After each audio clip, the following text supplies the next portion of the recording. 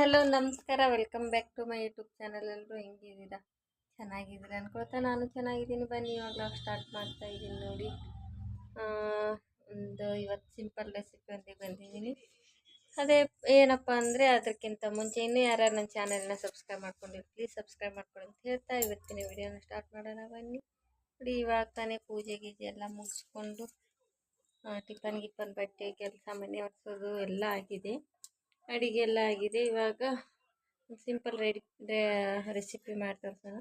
ಅದೇನೆಂದರೆ ಬಾಳೆಹಣ್ಣಿತ್ತು, ಬಾಳೆಹಣ್ಣು ವೇಸ್ಟ್ ಏನು ಮಾಡೋದಂತ ಬನಾನಾ ದೋಸೆ ಮಾಡೋಣ ಅಂತ ಇದ್ದೀನಿ. ನೋಡೋಣ, ನಾನು ಫಸ್ಟ್ ಟೈಮ್ ಮಾಡ್ತಾಯಿದ್ದೀನಿ, ಹೇಗೆ ಬರುತ್ತೆ ಅಂತ ನೋಡೋಣ ಬನ್ನಿ. ಅದಕ್ಕೆ ಏನೇನು ಬೇಕು, ಹೇಗೆ ಮಾಡಬೇಕಂತ ತೋರಿಸ್ತೀನಿ ನೋಡಿ. ಒಂದು ಬಾಳೆಹಣ್ಣು ತೊಗೊಂಡಿದ್ದೀನಿ, ಹಾಗೆ ಒಂದೇ ಇತ್ತು ಅವಾಗಷ್ಟೇ. ಸ್ವಲ್ಪ ರಾಗಿ ಹಿಟ್ಟು, ಗೋಧಿ ಹಿಟ್ಟು ತೊಗೊಂಡಿದ್ದೀನಿ, ಹಾಗೆ ಸ್ವಲ್ಪ ಸೋಡಾ, ಅಡುಗೆ ಸೋಡಾ, ಸ್ವಲ್ಪ 1 ಸ್ಪೂನ್ ಬೆಲ್ಲ. ಡ್ರೈ ಫ್ರೂಟ್ಸ್ ಇದ್ರೂ ಹಾಕೋಬೋದು, ನಾನು ಅದೆಲ್ಲ ಹಾಕ್ತಾಯಿಲ್ಲ. ಚಾಕೋ ಪೌಡ್ರು ಇಲ್ಲ, ಅದನ್ನು ಹಾಕ್ಬೋದು. ಇವಾಗ ಸಿಪ್ಪೆ ತೆಗೆದು ಸ್ಮ್ಯಾಶ್ ಮಾಡ್ಕೊಳ್ಬೇಕು. ಬಾಳೆಹಣ್ಣು ಮಿಕ್ಸಿಗೆ ಹಾಕ್ಕೊಳ್ಬೇಕು. ಸಿಪ್ಪೆ ತಕ್ಕೊಂಡು 2 ತೊಗೋಬೋದು ಇದ್ದರೆ, ಒಂದೇ ಇತ್ತು ಅವಳು ತಿಂದಿಲ್ಲ, ಹಾಗಾಗಿ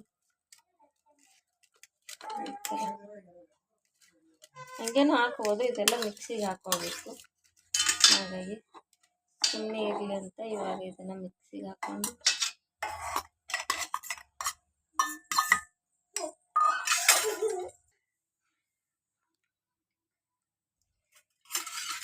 ಇವಾಗ ನೋಡಿ ಇದಕ್ಕೆ ಗೋಧಿ ಹಿಟ್ಟು ರಾಗಿ ಹಿಟ್ಟು 1 ಸ್ಪೂನ್ ಹಾಕ್ತೀನಿ. ಗೋಧಿ ಹಿಟ್ಟು 2 ಸ್ಪೂನ್ ಹಾಕ್ತೀನಿ. 2.5 3 ಹಾಕಿದರೂ ಪರವಾಗಿಲ್ಲ, 3 ಸ್ಪೂನ್ ಹಾಕ್ತೀನಿ. ಹಂಗೆ ಏಲಕ್ಕಿ ನೋಡಿ ಫ್ರೆಂಡ್ಸ್. ಇವಾಗ ರಾಗಿ ಹಿಟ್ಟು, ಗೋಧಿ ಹಿಟ್ಟು, ಬಾಳೆಹಣ್ಣು ಹಾಕಿದ್ದೀನಿ. ಹಾಗೆ ಅದಕ್ಕೆ ಒಂದು ಏಲಕ್ಕಿ ಅಂದರೆ ಸ್ಮೆಲ್ಗೆ ಮತ್ತು ಟೇಸ್ಟ್ನು ತುಂಬ ಚೆನ್ನಾಗಿ ಬರುತ್ತಂತ ಒಂದು ಏಲಕ್ಕಿ ಹಾಕಿ, ಒಂದು 1/4 ಸ್ಪೂನ್ ಆಗೋಷ್ಟು ಅಡುಗೆ ಸೋಡಾ, ಜಾಸ್ತಿ ಏನು ಹಾಕೋದು, ಸ್ವಲ್ಪ ಹಾಕಿದ್ದೀನಿ, 1/4 ಸ್ಪೂನ್ ಆಗೋಷ್ಟು. ಹಾಗೆ ಮತ್ತು ಅದಕ್ಕೆ ಬೆಲ್ಲ ಬೇಡ ಅನ್ನೋರು ಕೋಕೋ ಪೌಡರ್ ಇರ್ತಾರಲ್ಲ ಅದು ಹಾಕೋಬೋದು. ನಾನು 1 ಸ್ಪೂನ್ ಆಗೋಷ್ಟು ಬೆಲ್ಲ ಪೌಡ್ರ್ ಹಾಕಿದ್ದೀನಿ, ಬೆಲ್ಲ ಹಾಕಿದ್ದೀನಿ. ಬೆಲ್ಲ ಪುಡಿ ಇರೋರು ಬೆಲ್ಲ ಹಾಕ್ಬೋದು, ಸಕ್ಕರೆ ಬೇಕಾದ್ರೆ ಸಕ್ಕರೆನೂ ಹಾಕ್ಬೋದು. ಇವಾಗ ಅದಕ್ಕೆ ಎಷ್ಟು ಬೇಕೋ ಅಷ್ಟು ನೀರು ಹಾಕ್ಕೊಂಡು, ಒಂದು ಅರ್ಧ ಗ್ಲಾಸ್ ನೀರು ಹಾಕ್ಕೊಂಡು ನುಣ್ಣಗೆ ರುಬ್ಕೊಂಡು ಬರ್ತೀನಿ. ರುಬ್ಕೊಂಡು ಬಂದು ಸಿಗ್ತೀನಿ ನೋಡಿ. ಇವಾಗ ರುಬ್ಕೊಂಡು ಬಂದಾಯಿತು. ಸ್ವಲ್ಪ ಗಂಟೆ ಏನಾನ ಇದ್ದರೆ 1 ಸ್ಪೂನಲ್ಲಿ ತಿರುಗಿಸ್ತಾ ಇರಬೇಕು. ಇದೆಲ್ಲ ಈ ಥರ ತೆಗೆದುಬಿಟ್ಟು ಸ್ಪೂನಿಂದ ನೋಡಿ ಈ ಥರ ಎಲ್ಲ ಮಿಕ್ಸ್ ಮಾಡ್ಕೋಬೇಕು. ಗಂಟು ಇರುತ್ತಲ್ಲ, ಹೇಳೋಕ್ಕಾಗೋಲ್ಲ, ಪೂರ್ತಿ ನುಣ್ಣಗಾಗೋಲ್ಲ ಮಿಕ್ಸಿಯಲ್ಲಿ. ಅದಕ್ಕೆ ಈ ಥರ ಎಲ್ಲ ಮಿಕ್ಸ್ ಮಾಡಿದರೆ ಗಂಟು ಏನಾನ ಇದ್ದರೆ ಕರಗುತ್ತೆ, ಗಂಟು ಇರೋಲ್ಲ. ಇಲ್ಲಾಂದರೆ ದೋಸೆ ತವೆಗೆ ಅಂಟ್ಕೊಳ್ಳುತ್ತೆ ನೋಡಿ. ಇವಾಗ ಆಯಿತು, ಕೆಳಗಡೆ ಹಂಗೆ ಗಂಟಿತ್ತು. ಒಂದು ಪಾತ್ರೆ ಹಾಕಿದ್ದೀನಿ. ಇವಾಗ ನೋಡಿ ಅದಕ್ಕೆ ನಾನು ಇದು ಮಾಡ್ಕೊಂಡಿದ್ದೀನಿ, ಈ ಥರ ಅದಕ್ಕೆ ಇಷ್ಟು ನೀರು ಹಾಕ್ಕೊಂಡು ಕಲಿಸ್ಕೊಂಡಿದ್ದೀನಿ. ಬೇಕಾದ್ರೆ ಹಾಲು ಮೊಸರು ಹಾಕ್ಕೋಬೋದು. ಇವಾಗ ಇದು ದೋಸೆ ಹಂಚು ಬಿಸಿ ಆಗೋಷ್ಟರಲ್ಲಿ ಸ್ವಲ್ಪ ನೆನೆಯುತ್ತಲ್ಲ, ಈ ಕಡೆ ಬಿಸಿಗಿಟ್ಟು ಇದನ್ನು ಈ ಕಡೆ ನೆನೆಯುತ್ತೆ ಒಂದು 5 ನಿಮಿಷ, ಅದು ಬಿಸಿ ಕಾಯೋಷ್ಟರಲ್ಲಿ. ಹಾಗಾಗಿ ಇವಾಗ ಅಷ್ಟರಲ್ಲಿ ಚೆನ್ನಾಗಿ ಮಿಕ್ಸ್ ಮಾಡ್ತಾ ಅದು ಬಿಸಿ ಆಗುತ್ತೆ.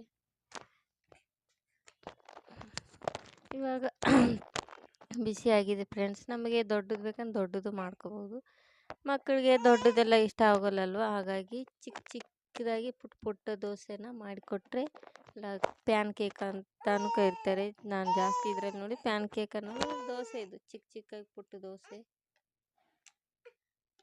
ನೋಡಿ. ನಮಗೆ ಎಷ್ಟು ಸೈಜ್ ಬೇಕೋ ಅಷ್ಟು ಸೈಜು. ನಾನು ಚಿಕ್ಕದಾಗಿ ಒಂದೇ ಸಲ ಜಾಸ್ತಿ ಇದಾಗೋ ಹಾಗೆ ಸಿಂಚು ಹತ್ಕೊಬಾರ ಜರ ನೋಡಿ. ಈ ಥರ ಒಂದು 4ರಿಂದ 5 ಹಾಕಿದೆ. ದೋಸೆ ಹಂಚು ದೊಡ್ಡದಿರುತ್ತಲ್ಲೋ ಹಾಗಾಗಿ ಇಲ್ಲ ಅದ್ರೊಳಗೆ ಈ ಥರ ಚಿಕ್ಕ ಚಿಕ್ಕದಾಗಿ ಹಾಕಿದೆ ಒಂದೇ ಸಲ. ಹಾಗೆ ಹಾಕಿಬಿಟ್ಟು ಸ್ವಲ್ಪ ಮೇಲೆ ಎಣ್ಣೆ ಹಾಕಿಬಿಟ್ಟು, ತುಪ್ಪ ಬೇಕಂದ್ರೆ ತುಪ್ಪ ಹಾಕೋಬೋದು.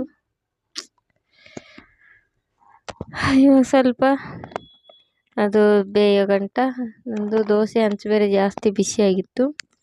ಸ್ವಲ್ಪ ಇದಾಗಿಬಿಡ್ತು, ಅಂಟ್ಕೊಂಡ್ಬಿಡ್ತು. ಬೆಲ್ಲ ಹಾಕಿರ್ತೀವಲ್ಲ, ಅಂಟ್ಕೊಂಡ್ಬಿಡುತ್ತೆ. ಹಾಗಾಗಿ ಸ್ವಲ್ಪ ಮೇಲೆ ಎಣ್ಣೆ ಹಾಕಿಬಿಟ್ಟು ಸ್ವಲ್ಪ ಹೊತ್ತು ಬೇಯೋ ಗಂಟ ಬಿಡಬೇಕು. ಆಮೇಲೆ ಬೆಂದಾದ್ಮೇಲೆ ನೋಡಿ ಇವಾಗ ಈ ಥರ ಬರುತ್ತೆ. ಸೋಡಾ ಹಾಕಿರ್ತೀವಲ್ಲ ಅದಕ್ಕೆ ಈ ಥರ ಬರುತ್ತೆ. ಇವಾಗ ಒಂದೊಂದೇ ತಿರುಗಿಸಿ ಹಾಕಬೇಕು. ನೋಡಿ ಸ್ವಲ್ಪ ಹಂಚು ಜಾಸ್ತಿ ಬಿಸಿಯಾಗಿತ್ತು, ಅದಕ್ಕೆ ಅಂಟ್ತಾ ಇತ್ತು. ನೋಡಿ ಎಲ್ಲನೂ ಈ ಥರ ತಿರುಗಿಸಿ ಹಾಕಿಬಿಟ್ಟು ಸ್ವಲ್ಪ ಮತ್ತೆ ಸ್ಟವ್ ಕಮ್ಮಿ ಇಟ್ಬಿಟ್ಟೆ, ಯಾಕಂದ್ರೆ ಜಾಸ್ತಿ ಬಿಸಿಯಾಗಿತ್ತಲ್ಲ. ಇವೇನು ಚಿಕ್ಕ ಚಿಕ್ಕ ಹಾಕ್ತೀವಿ, ಬೇಗ ಬಂದುಬಿಡ್ತೀವಿ. ಇವೆಲ್ಲ ಇವಾಗ ತಿರ್ಗಾ ಎತ್ತಿ ಹಾಕಿಬಿಟ್ಟು, ಇದೇನು ಜಾಸ್ತಿ ಇದು ಮಾಡೋಷ್ಟಿಲ್ಲ, ಬೆಂದುಬಿಡ್ತವೆ ಒಳಗಡೆ ಎಲ್ಲನೂ ನೀಟಾಗಿ. ಈ ಥರ ತಿರುಗಿಸಿ ಹಾಕಿ ತೆಗೆದ್ಬಿಟ್ಟು ಇನ್ನು ಸ್ವಲ್ಪ ಇತ್ತಲ್ವ, ಅದೇ ಎಷ್ಟೊಂದು ಆಯ್ತು ನೋಡಿ. ಮಕ್ಕಳು ಸ್ಕೂಲಿಂದ ಬಂದ ತಕ್ಷಣ ಈ ಥರ ಸ್ನ್ಯಾಕ್ಸು ಮಾಡಿಕೊಡ್ಬೋದು. ಸ್ನ್ಯಾಕ್ಸ್ಗೂ ಆಗುತ್ತೆ, ಬೆಳಗಿನ ಟಿಫನ್ ಇದು ಫ್ರೂಟ್ ಜೊತೆ ತಿನ್ನೋಕ್ಕೆ ಅದಕ್ಕೂ ತಿನ್ಬೋದು. ಸಂಜೆ ಟೈಮಲ್ಲಿ ಮಕ್ಕಳಿಗೆ ಏನಾರ ಬೇಕಾಗುತ್ತಲ್ಲ, ಈ ಥರ ಮಾಡಿ. ಫ್ರೂಟ್ ತಿನ್ನೋಲ್ಲ, ಹಾಗಾಗಿ ಚಪಾತಿನೂ ತಿನ್ನೋಲ್ಲ, ರಾಗಿನೂ ತಿನ್ನೋಲ್ಲ ಅಂದಿರೋರು ಈ ಥರ ಎಲ್ಲ ಮಿಕ್ಸ್ ಮಾಡಿ ಹಣ್ಣುಗಳ ಜೊತೆ ಬಾಳೆಹಣ್ಣು ತಿಂದಿರೋ ಮಕ್ಕಳಿಗೆ ಈ ಥರ ಮಾಡಿಕೊಡಿ, ತುಂಬ ಚೆನ್ನಾಗಿ ಬರುತ್ತೆ. ಇವಾಗ ಇನ್ನು ಮಿಕ್ಕಿರೋದನ್ನೆಲ್ಲನೂ ಅದೇ ಥರ ಹಾಕ್ತಾಯಿದ್ದೀನಿ. ತುಂಬ ಚೆನ್ನಾಗಿ ಬಂತು, ಟೇಸ್ಟು ಸೂಪರಾಗಿ. ಏಲಕ್ಕಿ ಘಮ ಅಂತೂ ತುಂಬ ಚೆನ್ನಾಗಿತ್ತು. ತಿಂದು ನೋಡಿದೆ ನಾನು, ಮಗಳು ತಿಂದಳು. ಅವ್ಳಿಗೆ ಈ ಥರ ಎಲ್ಲ ಮಾಡಿಕೊಟ್ರೆ ಯಾವುದನ್ನ ಫ್ರೂಟ್ ಆಗಲಿ ಯಾವುದನ್ನ ತರಕಾರಿ ತಿನ್ನೋದು ಕಮ್ಮಿ ಆದರೆ ಫ್ರೂಟ್ಸ್ ಈ ಥರ ದೋಸೆಯಲ್ಲಿ ವೆರೈಟಿ ಏನಾರು ಹಾಕಿ ಮಾಡಿದರೂ ತುಂಬ ಚೆನ್ನಾಗಿ ತಿಂತಾಳೆ ಅವಳು. ಅದೇ ಹಾಕಿ ಮಾಡಿದೆ ನೋಡಿ, ಈ ಥರ ಎಷ್ಟು ಚೆನ್ನಾಗಿ ಮೆತ್ತಗೆ ಸಾಫ್ಟಾಗಿ ಬಂದಿತ್ತು. ಇವಾಗ ಎಲ್ಲನೂ ಆಯಿತು ಫ್ರೆಂಡ್ಸ್, ಎಲ್ಲನೂ ಹಾಕಿದೆ. ಅದು ಹಾಕಿದ್ದೀನಲ್ಲ, ಸ್ವಲ್ಪ ಬೇಯೋ ಗಂಟ ನೋಡಿ ಎರಡು ಸೈಡ್ ಎಷ್ಟು ಚೆನ್ನಾಗಿ ಬೆಂದಿತ್ತು. ಅದನ್ನು ಇವಾಗ ತಿರುಗಿಸಿ ಹಾಕಬೇಕು, ಬೆಂದಿತ್ತು.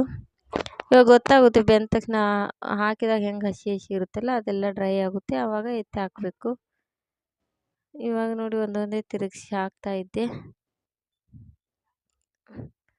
ಸ್ವಲ್ಪ ನಿಧಾನಕ್ಕೆ ಸ್ವಲ್ಪ ಹೊತ್ತು ಬಿಟ್ಟು ಬಿಟ್ಟು ಹಾಕಿದರೆ ಚೆನ್ನಾಗಿ ಬರುತ್ತೆ.